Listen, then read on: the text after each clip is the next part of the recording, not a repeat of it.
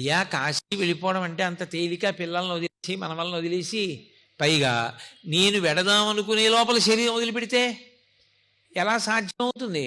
అందుకని కుదరదు. ఇంకొక మాట ఏమైనా చెప్పండి. స్మరణాత్ అరుణాచలే, ప్రతిరోజు ఒక్కసారి అరుణాచల శివ, అరుణాచల శివ, అరుణాచల శివ అని నేను 3 మాటలు అంటున్నాను. 3 మాటలని శివుడు అనలేదు. స్మరణాత్ పైకి కూడా అనమని చెప్పలేదు పరమశివుడు. లోపల ఒక్కసారి అరుణాచల క్షేత్రాన్ని నువ్వు స్మరణ చేయగలవా? ఒక్కసారి గుర్తు తెచ్చుకోగలవా? అరుణాచల క్షేత్రాన్ని ఒక్కసారి గుర్తు తెచ్చుకుంటే మోక్షం ఇచ్చేస్తాడు. అందుకే స్కాంద పురాణంలో ఒక విషయం చెప్తారు.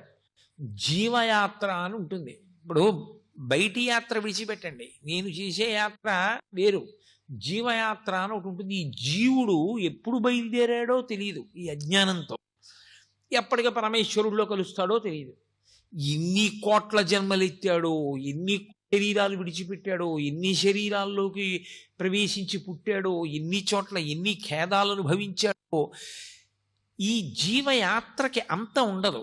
కానీ ఒక జీవుని యొక్క యాత్ర, ఒక జీవుని యొక్క ఆ జన్మ పరంపరలు చూసినప్పుడు అరుణాచలంలోకి ఎవరైనా వెడితే, అరుణాచల క్షేత్ర ప్రవేశం చేస్తే వెంటనే జీవుని యొక్క యాత్రలో ఒక గీత పెడతారు, ఇలా ఎర్ర గీత, వీడు అరుణాచల ప్రవేశం చేశాడు అని.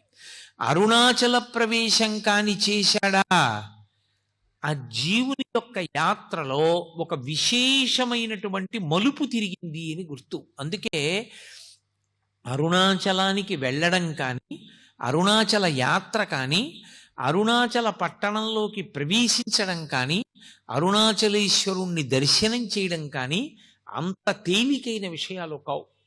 ఒక్క కారణం చేత మాత్రమే ప్రవేశించగలరు అని చెప్పారు. ఏవా కారణములు అంటే, మీకు ఏమీ తెలియదు, మీకు ఏమీ చేత కాదు అన్న భావనతోటి, వినయంతో బయలుదేరితే అరుణాచల ప్రవేశం సాధించగలరు.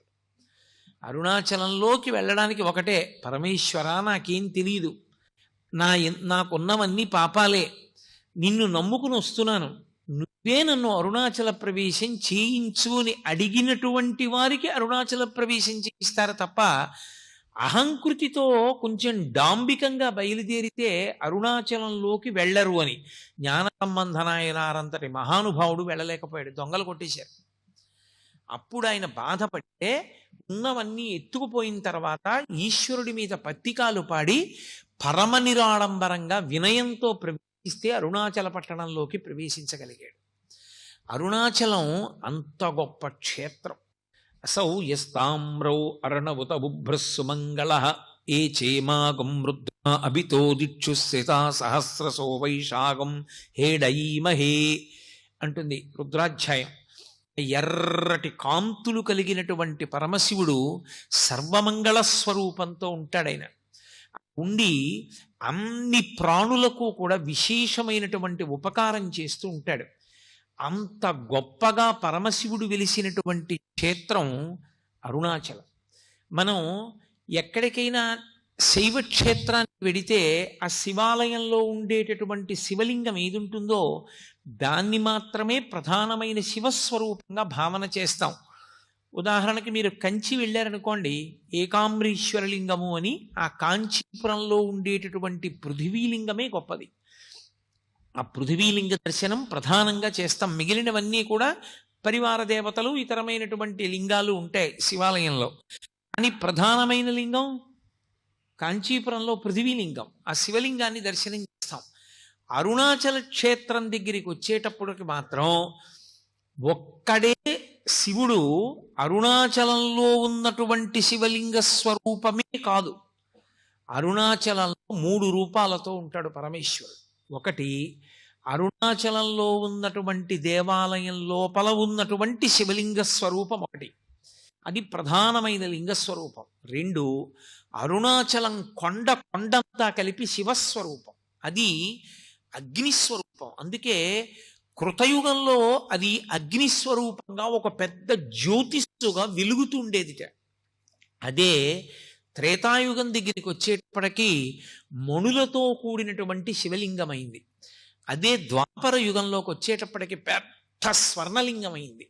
కలియుగంలోకి వచ్చేటప్పటికి మరకత లింగమైంది.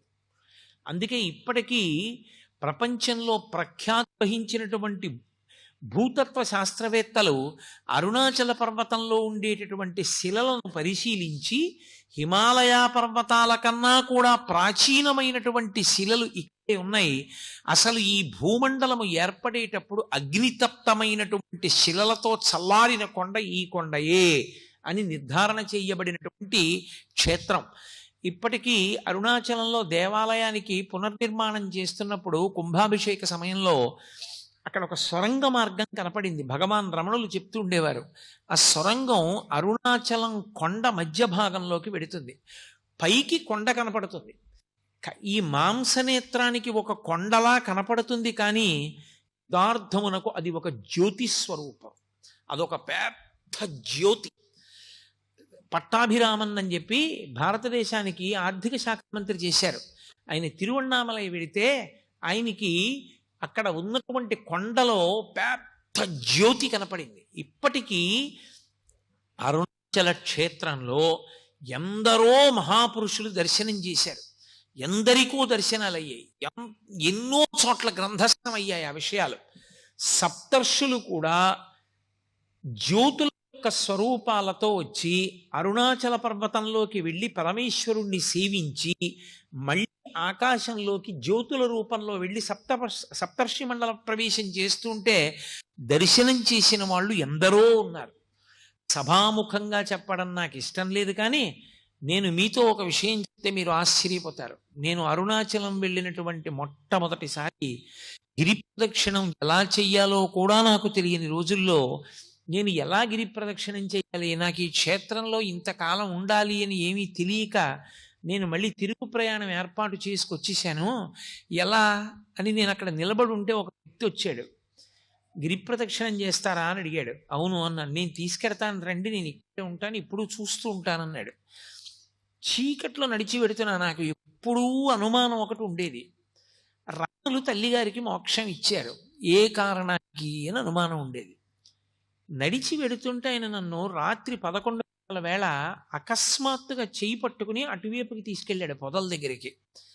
రమణుడికి స్వార్థం, వాళ్ళ అమ్మకే మోక్షం ఇచ్చాడు, అవునా అన్నాడు. నేను తెల్లబోయాను, ఇదేంటి ఇంత ఖచ్చితంగా నా మనసులో మాట అన్నారని. ఏమైతే అయింది అని నేను ధైర్యంగా అన్నాను, అవును నాకు ఆ అనుమానం ఉంది. ఆయన అలా ఎందుకు ఇచ్చారు మోక్షం అన్నాను. నీకు తెలుస్తుందిలే అని ఆయన అని 4 అడుగులు వేశాం.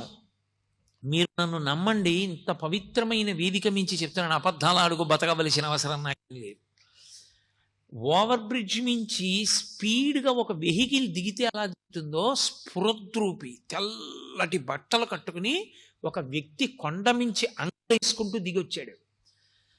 మీరు ఇక్కడే ఉండండి అని నన్ను తీసుకెళ్లిన వ్యక్తి దూరంగా వెళ్ళి ఆయనతో మాట్లాడాడు. నాకు ఒక్కటే కనపడింది, ఆయన చేతి గోళ్ళు మాత్రం ఇలా వచ్చి ఇలా తిరిగి ఉన్నాయి, పెద్ద పెద్ద గోళ్ళు ఇలా తిరిగిపోయాయి. ఆయన నేను అంత దూరంలో నిలబడి ఉండగా ఈ పక్క నుంచి ఆ డొంకల్లోంచి నడిచి వెళ్ళిపోయాడు. మెరిసిపోతున్నాయి పాదాలు. నేను ఈయనకి ముళ్ళు గుచ్చుకోవా అని చూశాను, అదేంటి అంత మెరిసిపోతున్నాయి పాదాలు అనుకునే లోపల ఆయన నడిచి వెళ్ళిపోయాడు. నన్ను తీసుకెళ్ళిన ఆయన అడిగాను, ఆయన ఎవరని. ఆయన ఒక సిద్ధ పురుషుడు, అంతకన్నా మీకు ఆయన గురించి ఇప్పుడు అర్థం కాదు అన్నాడు. ఆయన్ని ఇంక అడగలేదు. అరుణాచలం ఎందరో సిద్ధ పురుషులకి అలవాలం. దేవతలు కూడా ఎప్పుడు దానికి ప్రదక్షిణం చేస్తూ ఉంటారు. ఎందరో మహాత్ములు అరుణాచలంలో ఉండేటటువంటి గుహలలో నివాసం చేస్తూ ఉంటారు. అంత గొప్ప పర్వతం, ఆ పర్వతం అంతా శివస్వరూపం, ఆ కొండంతా శివుడే. అందుకే ఒక్క అరుణాచల క్షేత్రంలో మాత్రమే ఒక మినహాయింపు. 24 మైళ్ళ దూరం ఆ కొండ చుట్టూ 24 మైళ్ళ దూరం దాని యొక్క తేజస్సు పడుతుంది. ఆ తేజస్సు ఉన్న లోపల దీక్షా నియమాలు లేవు, ఏ దీక్ష అక్కడ అవసరం లేదు. భగవాన్ రమణులు గోచి పెట్టుకుని ఉండేవారు, ఒక నూలు గోచి. ఆయన గోచి పెట్టుకుని కూర్చున్న రోజుల్లో శృంగగిరి పీఠం నుంచి ఒక పండితుడు ఒక ఆయన వచ్చారు. అప్పటికి నృసింహభారతి స్వామి వారు పీఠాధిపత్యంలో ఉన్నారు. అయ్యా, మీరు అన్నీ విడిచిపెట్టేశారు, మీకు ఏవీ బంధనాలు లేవు, కానీ ఇలా తెల్లటి గోచి పెట్టుకుని ఉండడం కన్నా సన్యాస దీక్ష తీసుకుంటే బాగుంటుంది. సన్యాస దీక్ష కాదంటారా? అథవా మీరు ఒక కాషాయ గోచి పెట్టుకుంటే బాగుంటుంది అన్నారు. రమణులు ఏం మాట్లాడలేదు. ఆయన అప్పుడు విరూపాక్ష గుహలో ఉన్నారు కొండ మీద. నేను కిందకి వెళ్ళి స్నానం చేసి భోజనం చేసి 3 గంటలకు వస్తాను, ఏమైనా మనసు మార్చుకుంటే చెప్పండి అని కిందకి వెళ్ళారు. ఈలోగా ఒక వృద్ధుడు వచ్చి ఒక పెద్ద పుస్తకాల మూట ఒకటి అక్కడ దింపాడు. నేను ఇంకా స్నానం చేయలేదు, స్నానం చేసి వస్తాను, ఈ మూట చూడు అని రమణులకి చెప్పి వెళ్ళి రమణులు కిందకి దిగి ఆ మూటలో పైన ఉన్న పుస్తకాన్ని ఇలా తీశారు. దాని బట్టకి నొక్కుంది.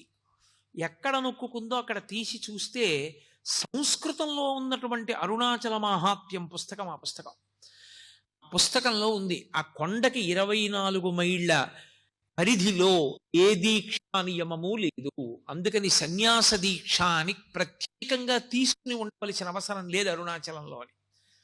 ఆ వచ్చిన పండితుడికి అది చూపిస్తే తెల్లబోయి వెళ్ళిపోయారు. చిత్రం ఏమిటంటే ఆ వచ్చినవాడు ఎవరో కాదు, భగవాన్ రమణుల్ని ఆదుకోవడానికి ఆ పుస్తకాలు పట్టుకుని పరమశివుడు వచ్చి ఆ మూట అక్కడ పెట్టాడు. ఇక మళ్ళీ రాలేదు ఆయన. ఆ బ్రాహ్మణుడు వచ్చి ఆ పుస్తకాలు భగవాన్ రమణుల దగ్గర తీసుకోలేదు. అంతటి పరమ సత్యమైనటువంటి క్షేత్రం ఆ క్షేత్రము. అక్కడ కొండ, శివలింగము, అరుణాచలేశ్వర దేవాలయంలో ఉన్నటువంటి శివలింగము అరుణాచల పర్వతం లోపలే ఉన్నటువంటి ఒక పెద్ద గుహ ఉన్నది అంటారు. ఇప్పటికీ అరుణాచల పర్వతం మధ్యలో ఉన్నది ఆ గుహ అంటారు. దానికే సొరంగ మార్గం ఉంది అని చెప్పేవారు రమణులు. అరుణాచల క్షేత్రంలో శివాలయాన్ని పునర్నిర్మాణం చేస్తున్నప్పుడు కుంభాభిషేక సమయంలో సొరంగం బయటపడింది. ఆ సొరంగం చిన్నగా అరుణాచల పర్వతం లోపల ఉన్న గుహ దగ్గరికి వెడుతుంది అంటారు. అక్కడ ఒక పెద్ద వటవృక్షం ఉంటుందని, ఆ మర్రి చెట్టు కింద దక్షిణామూర్తి స్వరూపంలో సిద్ధయోగి స్వరూపంతో పరమశివుడు ఇప్పటికీ కూర్చుని ఉంటాడని, సనక సనందనాది మహర్షులందరూ కూడా ఆయన్ని సేవిస్తూ ఉంటారని చెప్తారు. ఒకానొకప్పుడు భగవాన్ రమణులు అరుణాచల పర్వతం మీద నడిచి వెడుతుంటే విస్తరాకంత మర్రాకు ఒకటి వచ్చి గాలికి ఎగురుకుంటూ ఎండు ఆకు ఆయన కాలికి తగిలింది. ఆయన మర్రాకు పైకెత్తి చూసి విస్తరాకంత ఉంది, ఈ అరుణాచల పర్వతం మధ్యలో ఉన్న గుహలో పరమశివుడు దక్షిణామూర్తిగా కూర్చున్నాడు. ఆ చెట్టు ఆకే ఎగిరొచ్చింది. నేను దర్శనం చేస్తానని బయలుదేరాడు. ఆయన కొంత దూరం వెళ్ళేసరికి ఆయన కాలు అనుకోకుండా అక్కడ ఉన్న ఒక పొదలో ఉన్న తేనె పట్టుకు తగిలింది.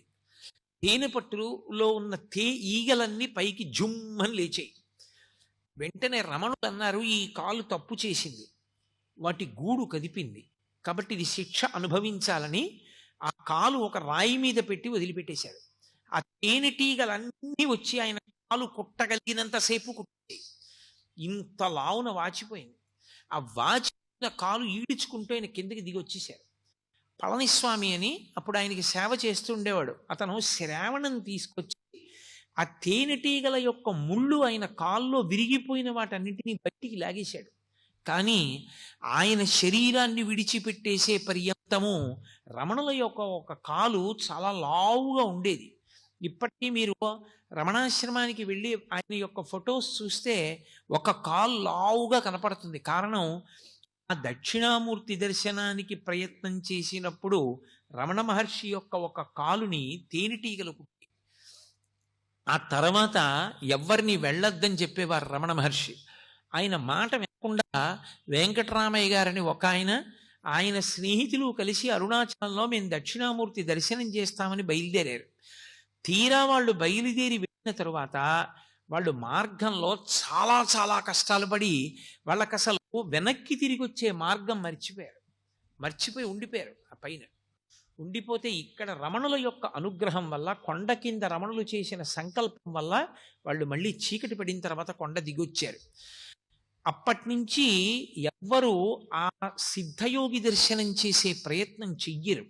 కానీ ఇప్పటికీ పరమేశ్వరుడు అక్కడ దక్షిణామూర్తిగా మర్రి చెట్టు కింద కూర్చుంటాడని ఎందరో సిద్ధులు, యోగులు, దేవతలు ఆయన యొక్క దర్శనానికి వచ్చి వెడుతూ ఉంటారని ప్రతీతి.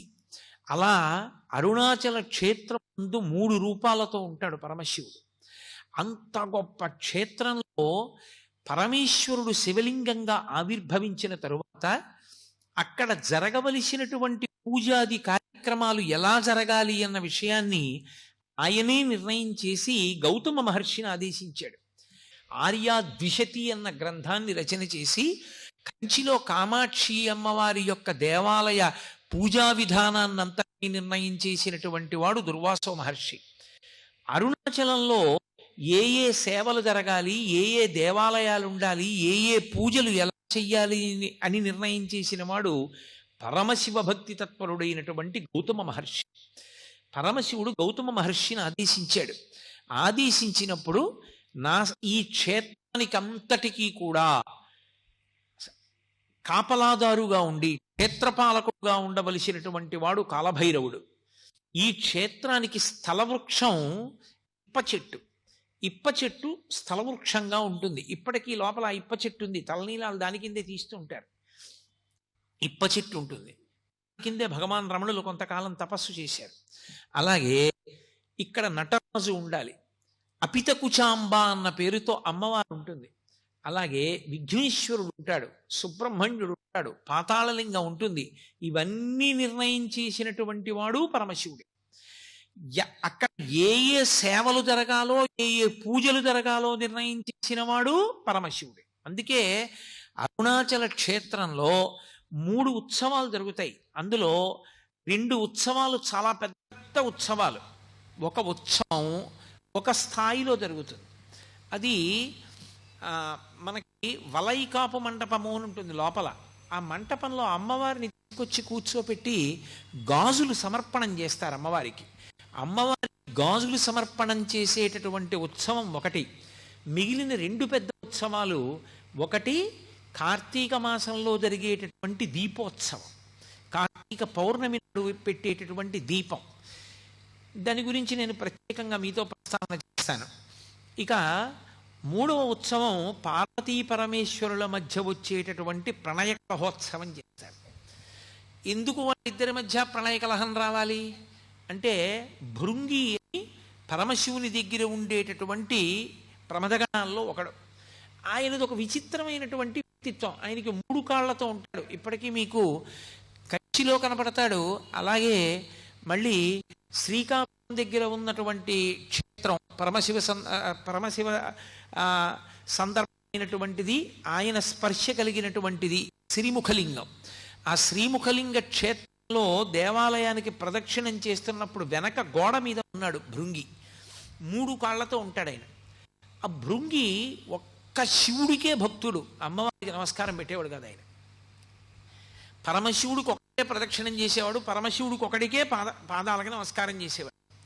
అమ్మకు రోజున ఆగ్రహం వచ్చింది, ఏమిటి ఎప్పుడు ఆయనకే ప్రదక్షిణం చేస్తాడు, ఆయనకే నమస్కారం చేస్తాడు, అసలు నా వంక కూడా చూడడం ఇదేం భక్తి, ఏం చేస్తాడో చూస్తానని భృంగి వస్తూ అమ్మవారు పరమశివుడి యొక్క వామార్థ భాగంలోకి వెళ్ళిపోయి అర్ధనారీశ్వర స్వరూపాన్ని పొందింది.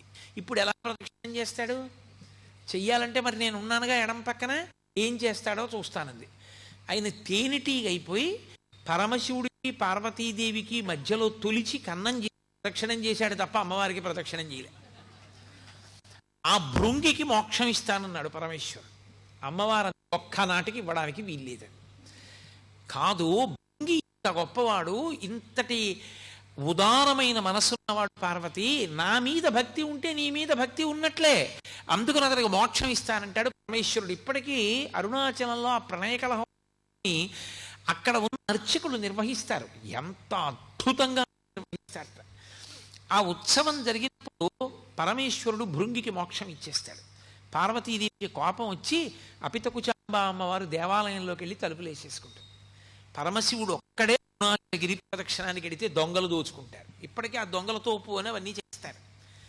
ఆ ప్రణయ కలహోత్సవం 2వ పెద్ద ఉత్సవం. అన్నీ నిర్ణయం చేసినటువంటి వాడు గౌతమ మహర్షి. ఎవరి ఆజ్ఞ మేరకి? శివాజ్ఞ మేరకే చేశాడు. అటువంటి అరుణాచల క్షేత్రంలో ఆ దేవాలయ ప్రాంగణం అత్యద్భుతమైనటువంటి ప్రాంగణం. బహుశः దక్షిణ భారతదేశం మొత్తం మీద ఏ దేవాలయంలోనూ కూడా అంత పెద్ద గోపురాలు మీకు ఎక్కడా కనపడవు. అంతంత పెద్ద పెద్ద గోపురాలు. ప్రత్యేకించి అరుణాచల క్షేత్రంలో తూర్పు గోపురం శ్రీకృష్ణదేవరాయల వారు కట్టించారు. శ్రీకృష్ణదేవరాయల వారు కట్టించినటువంటి ఆ గోపురం ఇక అంత పెద్ద గోపురం మీకు ఎక్కడా కనపడదు. దాన్ని ఎవరైనా ఇలా తలెత్తి చూడవలసిందే. అబ్బా ఎంత పెద్ద గోపురం అంటారు. అంత గొప్ప గోపురం. అరుణాచల క్షేత్ర వైభవంలో గొప్పతనం ఏమిటంటే దాని ఉత్తర గోపురాన్ని కట్టించేటువంటిది ఒక ఆడావిడ. ఆ స్త్రీమూర్తి పేరు అమ్మణ్ణి అమ్మన్. ఆవిడ చాలా చిత్రమైన వ్యక్తి. ఆవిడ పరమశివుని యొక్క అనుగ్రహం చేత ఆవిడికి గొప్ప యోగశక్తులు కలిగాయి. ఆవిడికి గోపురం కట్టించాలని కోరిక. ఆవిడ ప్రతి ఇంటి ముందుకి వెళ్ళి గోపురం కట్టడానికి చందా అడిగేది. డబ్బులు లేవంటారేమోనని ఆవిడ ఇంటి ముందు నిలబడి ఆ ఇంట్లో ఇనప్పెట్టె ఎక్కడుందో, ఇనప్పెట్టెలో ఎక్కడ డబ్బు పెట్టారో ఆ డబ్బు ఎంత ఉందో చెప్పేది. ఇంట్లో ఎక్కడెక్కడ దాచారో, ఎక్కడెక్కడ దాచిన డబ్బు ఎంత ఉంటుందో చెప్పి గోపురం కడుతున్నాను డబ్బు ఇమ్మని అడిగేది. హడిలిపోయి పట్టుకెళ్ళి డబ్బు ఉండేవారు. ఆవిడ తన యోగశక్తి చేత ఇళ్ల ముందు నిలబడి ఇంటి లోపల ఉన్న పెట్లలో డబ్బు ఎంతుందో చెప్పి వసూలు చేసిన డబ్బుతో ఉత్తర గోపురాన్ని కట్టింది. అలాగే అక్కడ ఒక గోపురాన్ని భళ్ళాల మహారాజు కట్టాడు. భళ్ళాల మహారాజు అపారమైనటువంటి శివభక్తుడు. ఆయనకి 2 భార్యలు. ఆయన విభూతి పుండ్రాలు పెట్టుకుని బొట్టు పెట్టుకుని ఏ శివభక్తుడైనా జంగమదేవరైనా సరే కోరినది ఇచ్చేస్తుండేవాడు. అటువంటి భళ్ళాల మహారాజు గారు రాజ్యం చేస్తున్న రోజుల్లో ఆయనకి సంతానం లేదు. సంతానం లేకపోయినా ఆయన పరమశివుని యందు అంత భక్తితో రాజ్యం చేస్తున్నాడు. పరమశివుడు ఆయన పరీక్షించాలి, అనుగ్రహించాలి అనుకున్నాడు. ఒక పెద్ద జంగమదేవర వేషం కట్టి తనతో పాటు కొంతమంది జంగమయ్యల్ని తీసుకుని ఒక చీకటి పడే వేళటికి భళ్ళాల మహారాజు ఇంటికి వచ్చాడు. ఆయన వెంటనే వాళ్ళందరినీ స్వాగతం పలికాడు, అర్ఘ్యపాద్యాదులు ఇచ్చాడు, వాళ్ళని సేవించాడు, కూర్చోపెట్టి వాళ్ళందరినీ కూడా చక్కగా మర్యాద చేసి విశ్రాంతి తీసుకోమన్నాడు. ఈ పెద్ద జంగమదేవరు అన్నాడు, నాతో వచ్చిన జంగమయ్యలకి నాకు దేవదాసీల్ని అన్నాడు. దేవదాసీల్ని తీసుకొచ్చి జంగమయ్యలందరికీ ఇచ్చారు. ఒక్క పెద్ద జంగమదేవరికి మాత్రం దేవదాసి లేదు. అయ్యో ఈయనకొక్కడికి దేవదాసిని ఇవ్వలేని బాధపడినటువంటి రాజు తల పట్టుకుని కూర్చుంటే ఆయన 2వ భార్య పేరు చెల్లమ్మ. ఆవిడ వచ్చింది, ప్రభు మీరు చింతపడకండి, శివసేవలో లోపం రాకూడదు, నేను దేవదాసిగా ఆయన దగ్గరికి వెడతానంది. వెళ్ళమన్నాడు మహారాజు. ఆవిడ ఆ పెద్ద జంగమయ్య పడుకున్నటువంటి గదిలోకి వెళ్ళి ఆయన నిద్రపోతున్నట్టు నటిస్తున్నాడు. ఆయన నిద్ర లేపడానికి ముట్టుకుందిలాగా. ముట్టుకోగా పసిపిల్లవాడైపోయి ఏడిచాడు. అరే పిల్లవాడైపోయాడు, చేతుల్లో పట్టుకుని రాజు దగ్గరికి తీసుకొచ్చింది. మహారాజా పెద్ద జంగమదేవర పిల్లవాడైపోయాడు, ఇదిగో తీసుకొచ్చాను, పరమేశ్వరుడే అనుగ్రహించాడు మనకి కొడుకు అని ఇచ్చింది. రాజు ఆ పిల్లాడిని ముట్టుకోగానే పిల్లవాడు అంతర్ధానం అయిపోయాడు. అంతర్ధానం అయిపోయి కొడుకులు లేరు అని వగచావు కాబట్టి నీకు నేనే కొడుకునవుతున్నాను. నేనే కొడుకునై నీ శ్రాద్ధ కర్మ నేనే చేస్తాను ప్రతి సంవత్సరం. నీ శరీరం పడిపోయినప్పుడు నీకు సంస్కారం నేనే చేస్తానన్నాడు. సర్వం శ్రీ ఉమామహేశ్వర పరబ్రహ్మార్పణమస్తు. స్వస్తి.